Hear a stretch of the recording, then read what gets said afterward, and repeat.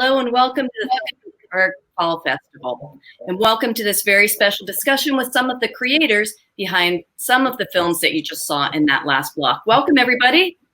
Hi. Hi. Hello. Why don't you all introduce yourselves for us, please? Tell us your name and your film. Kristen, let's start with you. Sure. My name is Kristen Lappas, and I am the co-director of Blackfeet Boxing Not Invisible. Austin? I'm Austin Bragg, the co-writer, co-director of Demand Curve. Thank you. Pier-Phillippe? Hi, I'm Pier-Phillippe Chevigny. I'm the director of a short film called Rebel, which you just saw. Yeah, my name is Patrick Moelleken, and I'm the producer of the short film Drama Malou. Thank you. That's great. These were fantastic films. And I have to start by saying that our programming team likes to put together a block of films that really takes you on an emotional journey. So all of your films are very different from one another. I think everyone just went on a wonderful emotional journey, but they are different and very different in tone from each other as well. So I would like to just kind of get a feel for what the experience was making your films, how they came about. Kristen, tell me a little bit about your incredible doc, Blackfeet Boxing. Yeah, so I mean, I'm a producer for ESPN Films and 30 for 30. So a lot of my work, focuses on sports and sports empowering young men and women. And so I was actually on a flight coming back from Nepal for a different story. And I happened to put on the film Wind River, which is fictionalized, but it's about a young girl that goes missing from a reservation in Wyoming. And the film ends with this really tragic statistic and over Black that says, while there are missing person statistics for every other demographic, none exist for Native American women. No one knows how many are missing. And I'll be honest with you, and I'm embarrassed to say it, I didn't really know a ton about the missing, murdered Indigenous women epidemic in our country at that point. But the panel was so chilling, and I remember I got off the flight and I just started doing some research and reading about MMIW and exactly what it was and why it was and all of those things. And in my research, I found a photo essay in the Billings Gazette, which is a tiny newspaper in Montana, and they had done a really beautiful photo essay that basically showed all of these different pictures of people responding to a girl that had gone missing from the Blackfeet Indian Reservation. And in that article, there was no caption, there was nothing. It was just a photo of two girls silhouetted sparring at the Blackfeet boxing gym. And I was like, this is such a powerful image. And so I called up the owner, Frank Kipp, that day, and I was on a flight, and then it was actually 2 flights and 3-hour drive to the Canadian border from Manhattan to meet Frank and some of the girls at the gym. So it was definitely like a kind of an out of the blue. I wasn't looking for the story. It kind of found me, but I'm so glad I did. Oh, we are as well. How long did you shoot at the gym? Yeah, so we shot for a little bit over a year. We started in the fall of 2018. And actually the last shoot was October of 2019. I was 7 months pregnant on the last shoot. That definitely spanned a long period of time, but I think it was so important in following and documenting our characters' journeys and really getting to know them and allowing them to trust us with like some of their most personal, experiences. And so yeah, it was a long journey. It was, and it really it followed several people very closely, and I'm just anxious to know where they are now. Can you give us an update?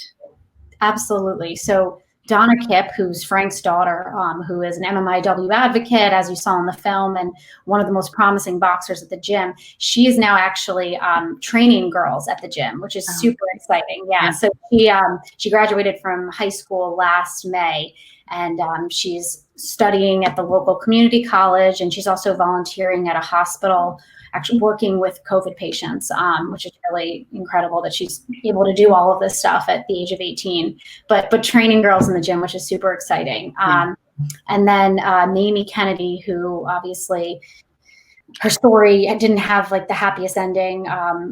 We still stay in touch regularly. Her family has actually moved around quite a bit over the last 6 months, but I think she's finally found a home in Cut Bank, Montana.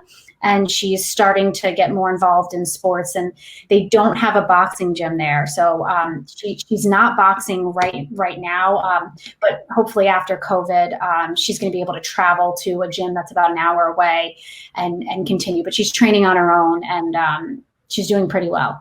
That's fantastic. Thank you. Really, really timely story, because we are starting to hear a little bit more about the MMIW, and I'm glad that you were able to bring this story to us.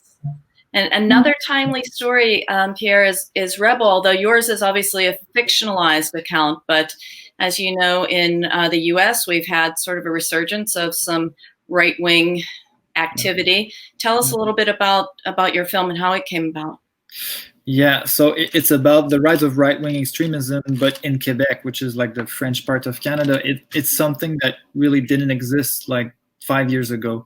And a lot of it came about in reaction to US policies, basically, because when Trump got into office, they suspended the TPS, temporary protected status for migrants, to allow refugees like to work and live in the US while they're waiting for their refugee status to be confirmed. Yeah. And when that got suspended, it kind of sent a frenzy within the migrant population in the States, and a lot of people fled the US for fear of being deported. And most of whom decided to come to Canada, and many across the border illegally to come here and ask for refugee status here. And that has really ignited the fire of right-wing extremism. And we started seeing like these weird militia-like groups that are kind of similar to the alt-right movement in the States, but it's something that didn't exist here before. Like Quebec was always a very left-wing or center-leaning province. And then that whole phenomenon was really worrying to me.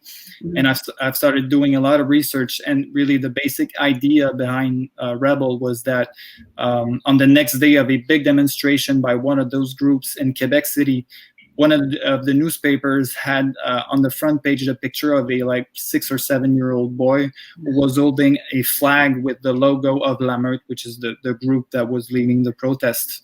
And I thought to myself, that kid doesn't understand the politics behind all of this. He's just following his parents. And I thought it'd be interesting to make a film about the moment that this kid realizes what this is all about. So it's really about putting the viewer in the perspective of the child as he comes to that moment of realization, basically. You really did, and that was a very interesting and really powerful tactic, because as adults, we look at the right-wing violence in these groups from the perspective of an adult, and it's hard to understand how people get to that point, but being able to watch him discover that was really powerful. Thanks. Yeah, and the idea was to assume that it's going to be a very naive and innocent look on it, you know, and to have like the cat at the end is meant as a way basically for him to react to what they just saw, because it's not realistic for the kid to stand up while the little girl is being tied up and say, stop doing that. But I wanted him to react and rebel in a way. And so that's his way of expressing empathy. And it's very naive, and it requires from the viewer to be able to accept that very innocent childlike view. But that was like the whole concept behind the film. Yeah, your lead was wonderful. He was just amazing. How old was he? He was 6 when we auditioned, 7 when we shot. Yeah, so really young. Yeah, he did a phenomenal job. It was really very, very, very powerful. So thank you for bringing that to us as well. Thank you very much for having me. Patrick, Malou is also very powerful and really a story of determination. Tell us a little bit about that. Yeah, well, Malou is, as you have seen it, it's about a young lady who's dreaming of a career as a dancer, but she has been struggling for years. She has been rejected while trying to audition at a famous or the leading dance university. And she has a very big obstacle to challenge because she's disabled. So our film is about, dreaming a big dream and fighting for your big dream without losing your self-belief.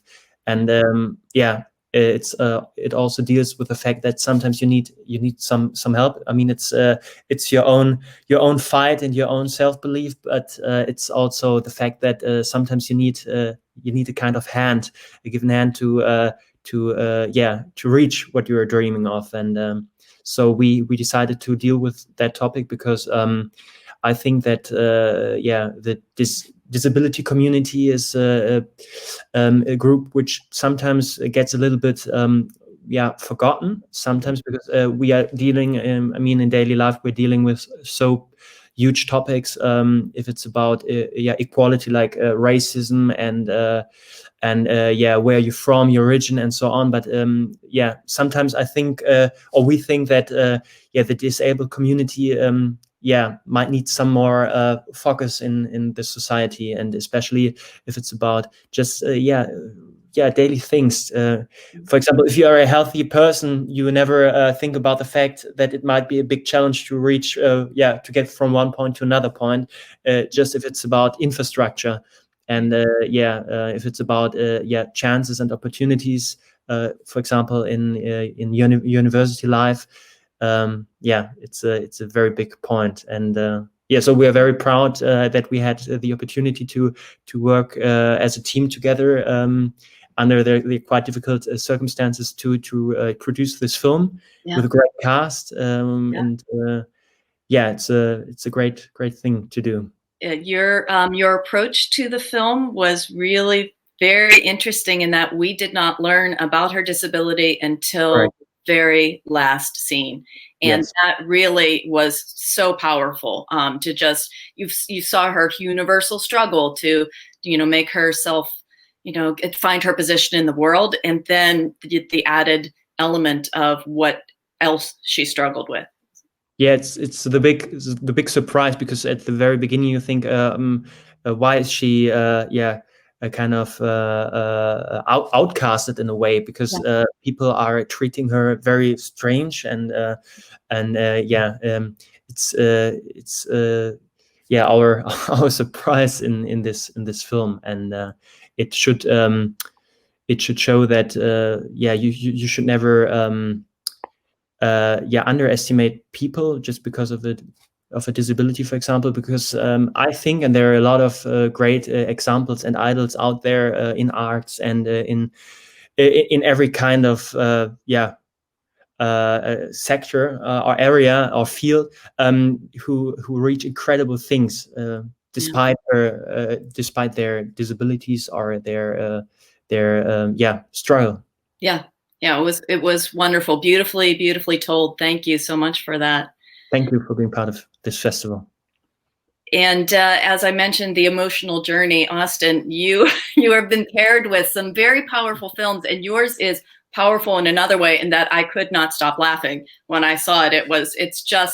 It's so funny and so surprising. Tell us a little bit about Demand Curve. Certainly. Well, Demand Curve was born out of an apocryphal tale of Julius Caesar being captured by pirates.